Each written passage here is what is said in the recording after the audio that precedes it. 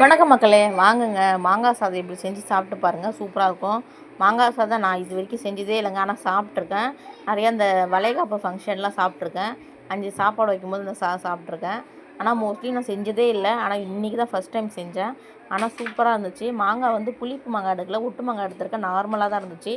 அதை பொடியாக சீவி எடுத்துக்கிட்டு கடுகு, மலட்டப்பயிறு, அதுக்கப்புறம் கடலப்பருப்பு, உடச்ச உளுத்தம் பருப்பு எடுத்துக்கலாம். அப்படிலாம் பச்சை பருப்பு நான் எடுத்துருக்கேன்.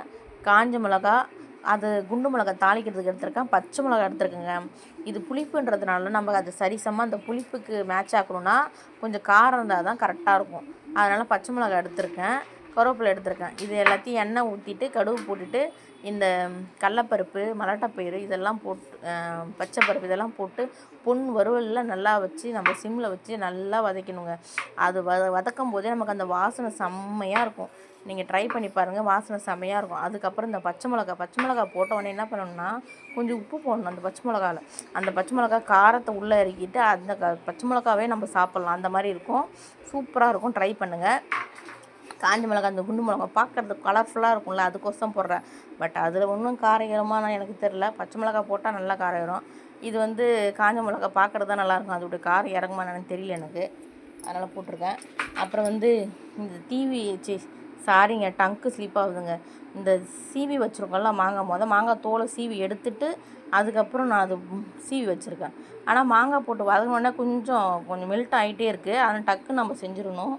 ஒரு 2 வதங்கினாலே போதும், நல்லா வெந்துடுது. அப்படியே வதக்கும் போதே வாசனை செம்மையாக இருக்குதுங்க. ரொம்ப தீயை வச்சு நம்ம செஞ்சோன்னு வச்சுங்க, அது வந்து மிட்டாய் பதத்துக்கு வந்துடும். அதனால் நம்ம பார்த்து பக்குவமாக தான் அதை செய்யணும். அது செஞ்சுட்டு நான் பெப்பர் கொஞ்சம் தூவி போட்டிருக்கேன். 1 ஸ்பூன் பெப்பர் போட்டுட்டு தேவையான உப்பு போட்டுட்டேன். பாப்பாவை அதை மட்டும் கவர் எடுனா எண்ணெயும் சேர்த்து கவர் பண்ணி எடுத்துருக்கா. என் பாப்பா தான் கேமராமேனாக இருந்தா. சரி, அம்மாவும் சேர்த்து எடுத்துட்டா.